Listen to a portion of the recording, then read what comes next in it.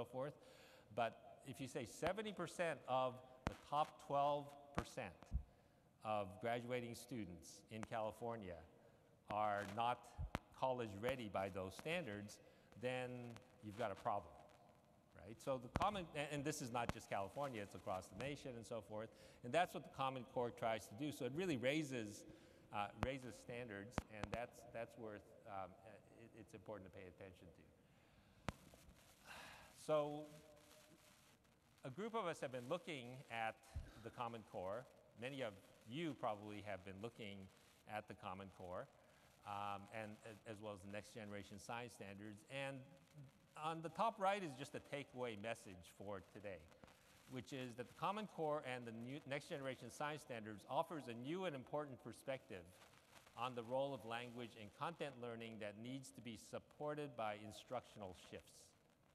Okay, that's the one takeaway message that I'd like you to go away with, which is that embedded in the content, so language is not separated from content, right? And that's one of the pieces that already is reinforced by law in No Child Left Behind, and presumably will continue to be reinforced in the reauthorization of ESEA, which this Congress will probably not be able to do, because this Congress probably can't do very much. But that should be in there.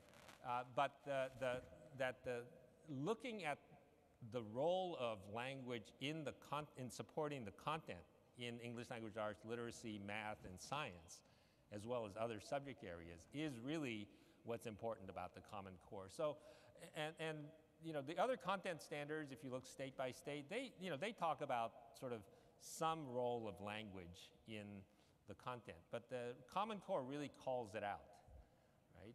And you might be wondering why I have pictures of camels in making this point. And the reason why is that what you see are the shadows of the camels.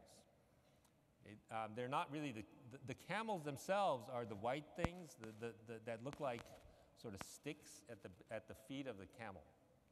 Okay, so this is a picture taken from directly overhead from a group of camels. I don't know what they're called, a flock of camels or something, a herd of camels, a pack of camels. But these are camels taken from directly overhead at sunrise.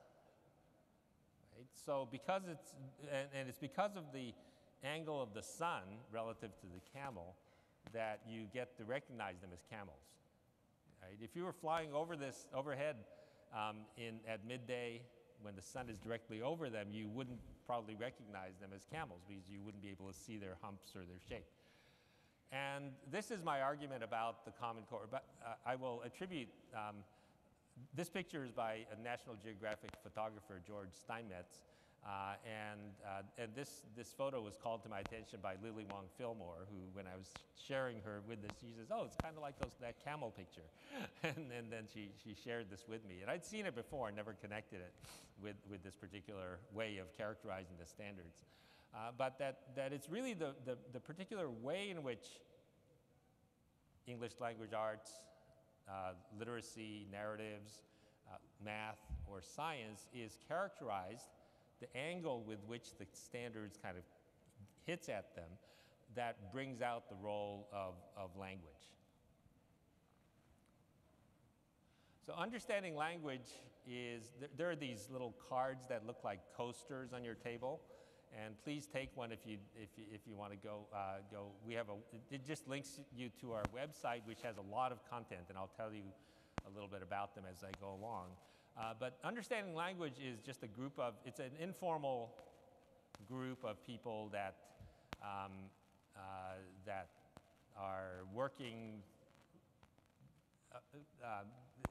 These are educators, academics, policy people who came together around some foundation funding. So think of us as a bunch of cats. And do you know how to herd cats? You know, you talk about herding cats, right? The way you herd cats is you move the food, right? And so in our case, the Gates Foundation and the Carnegie Corporation of New York gave us some money to get together and start working on the Common Core and English language learners. So it's managed to herd cats, and these are the cats. And I co-chair it with Maria Santos, and Maria Santos is the deputy superintendent in Oakland. And we work with a group of people, including, and one of the characteristics of this group is it includes some of the authors of the Common Core. So Phil Darrow, who was one of the lead authors for the Math Common Core Standards, Sue Pimentel, who was one of the co-leads with David Coleman of the English Language Arts Common Core, and Helen Quinn, who was the chair of the committee that developed the National Science, or the Next Generation Science Standards. Helen, whose picture is the bottom left, second one over, is actually the only real scientist in the group.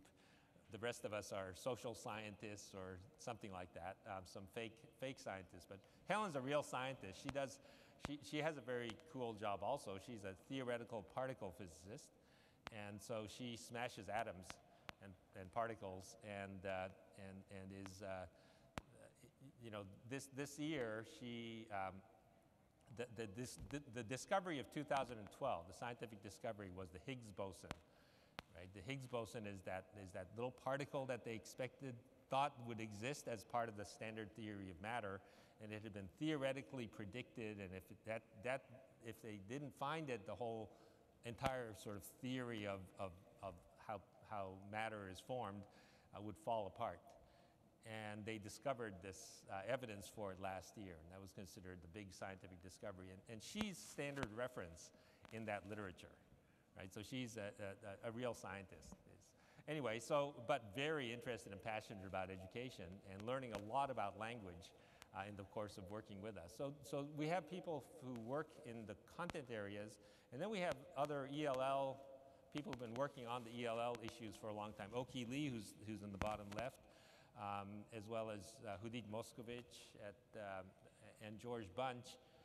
Right in the middle, and both of them are at UC Santa Cruz. And so we're kind of working together to look at the Common Core and think about how language is characterized in the Common Core and how that could promote learning for English language learners. So if you go to our website, which is ell.stanford.edu, and that's on your card, and if you don't find it, just Google Understanding Language, and it'll be the top listing there.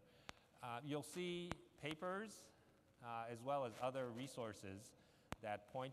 We also post a lot of archived webinars, and if you ever need to fall asleep at night, just go to that spot and just download some archived webinars and watch them.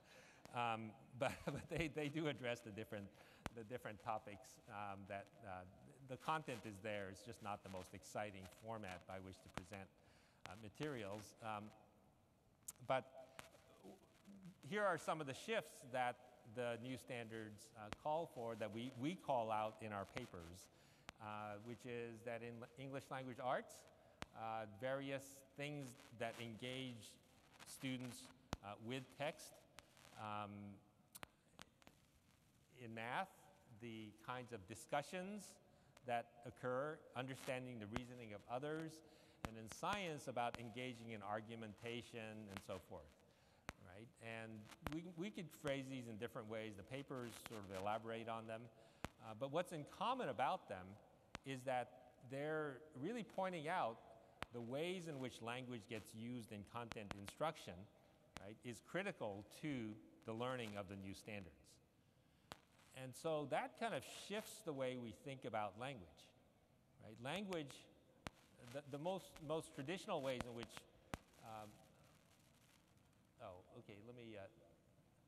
so what it does is, so the new standards, which is the Common Core, as well as the Next Generation Science Standards, is very, very likely. I keep referring to the Next Generation Science Standards along with the Common Core because it's very, very likely that California will adopt the Next Generation Science Standards when they get finalized. But the new standards collectively raise the bar for learning. They raise the demand for language, and they call for a high level of classroom discourse across all subject areas. And discourse is a big part of it, right? And the theory of discourse in language is that knowledge is built up through student-to-student talk, right? As well as the teacher. The teacher participates. But it changes the role of the teacher as not just sort of the stand and deliver provider of knowledge and so forth, but as the facilitator of the development of knowledge of students talking with each other about content. So if you talk about math, one of the math practice standards that you might want to think about for math people among you or the math coaches is around understanding the reasoning of others. Okay, what does it mean to stop and have students listen to what the other students are thinking about math and building on that? Yeah, I'll share with you a very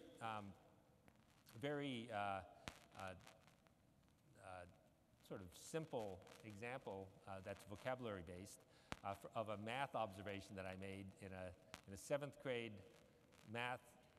It was sort of a sheltered like math class in a school district in which the teacher was addressing the topic of irrational numbers. So that was the subject for the day, and said today we're going to do irrational numbers. And he wrote the word irrational numbers on the board, and one of the students in the back just sort of said, oh, that has the word ratio in it, right?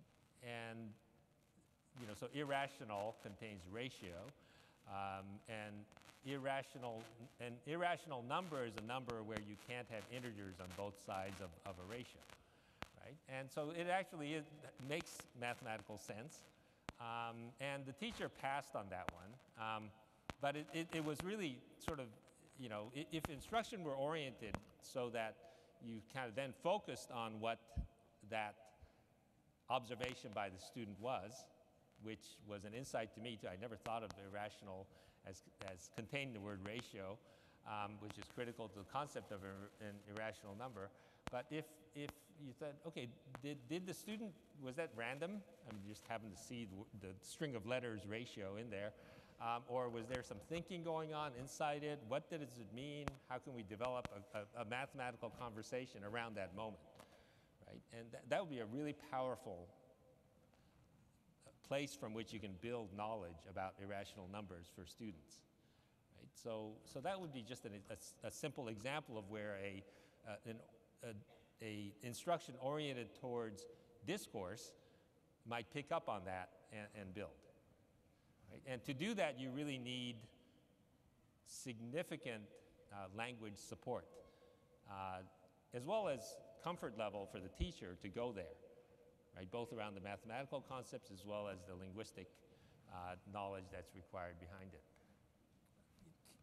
Could somebody find me a little bit of water? I'd really appreciate that. Thank you. Okay, so one way to think about the shift, one of the shifts that we're going through in the Common Core is really, if you think about the overlap of content and language as being around mostly vocabulary and grammar as a focus, right? This is a caricature, but if we think about the overlap there, we're talking about a significant shift to, thank you. Appreciate that. Thank you. Oh, thanks. A significant shift from vocabulary and grammar only to discourse and explanation and argumentation, purpose of text, and as well as the structure of the text and so forth. Right? The Common Core, of course, calls for a shift to text-based evidence arguments, to more of an emphasis on moving away from sort of a big emphasis on narratives to informational text and so forth. But accompanying that is what you do with it. Okay? It's what you do in the discourse. And you know, as a system, I mean, this is a really big shift. We're talking about thinking about language as discourse. And I know there are people who who are really working hard to try to promote and support that. I don't know if Kate Kinsella is in this audience, but the work that she's doing around trying to scaffold and develop sort of academic conversations and give English learners a kind of a foothold into having engaged conversations. But the additional layer the Common Core adds to that is it has to be content relevant, right? It's not just sort of scaffolding generally around academics, but specific to math, specific to English language arts, specific to history or science. And the demand there is systemic, right? It's not just on an individual teacher doing it. It's really on engaging a community of teachers across content areas to work together to support this. And that's really one of the challenges, especially for the leaders among you, principals, district, or coaches within schools, is the collaborativeness that's going to be required to get there, to support those kinds of content-relevant language use in discourse in the classroom. And that our papers kind of unpack some of this, that discourse structures and arguments and so forth really differ by subject area. I mean, math spends a lot of time around the genre of a word problem, right? And that's quite different from the way in which social studies uses text or the ways in which science might use text and so forth. So that we really need to become much more sophisticated about the ways in which language is represented in each of those areas. So in the era of Common Core aligned instruction, students are challenged to engage in productive oral and written group work with peers. They're expected to engage in effective oral and written interactions with teachers, sorry, to explain, demonstrate their knowledge using emerging complex language in their communicative strategies in different settings, and extract meanings from complex written texts. And that is a real challenge. Oops, oh, okay.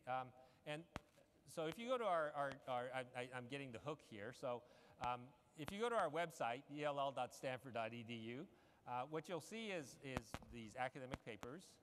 You'll also see some support materials for teachers and administrators around principles, around language and Common Core.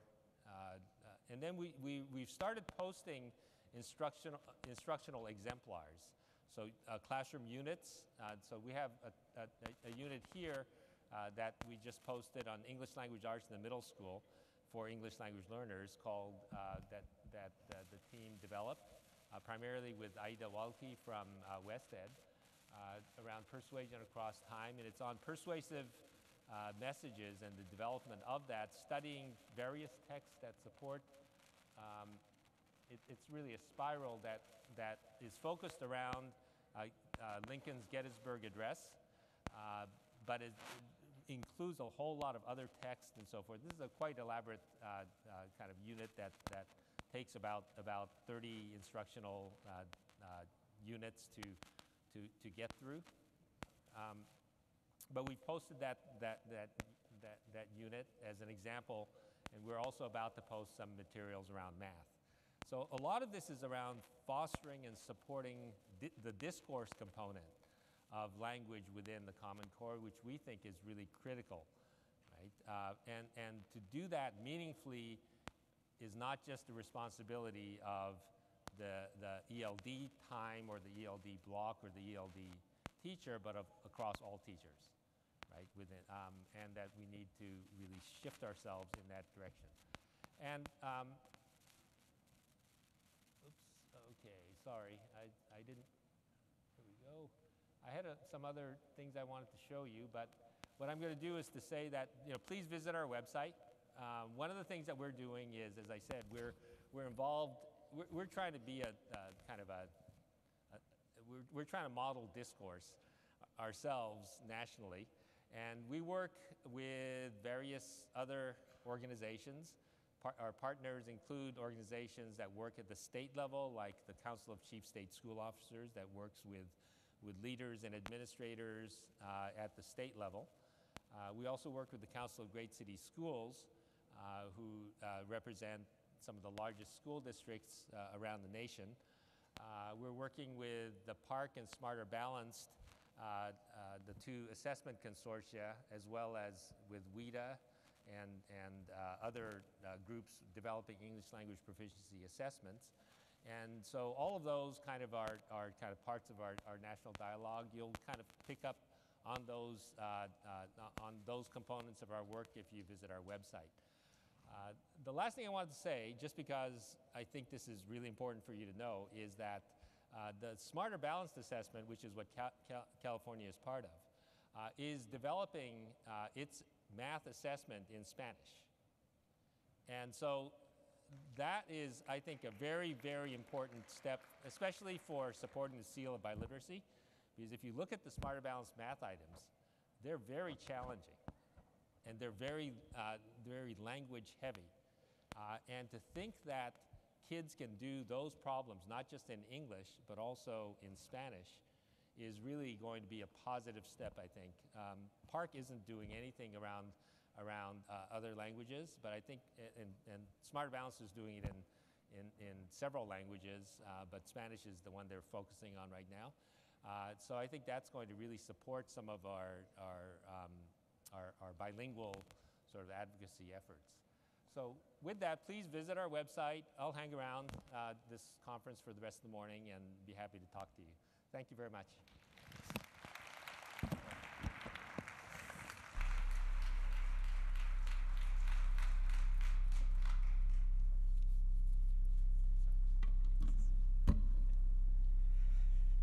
Thank you, Dr. Hakuda, for addressing the challenges and opportunities of the Common Core in California for California's English learners. Let's give Dr. Hakuda another round of applause. Thank you.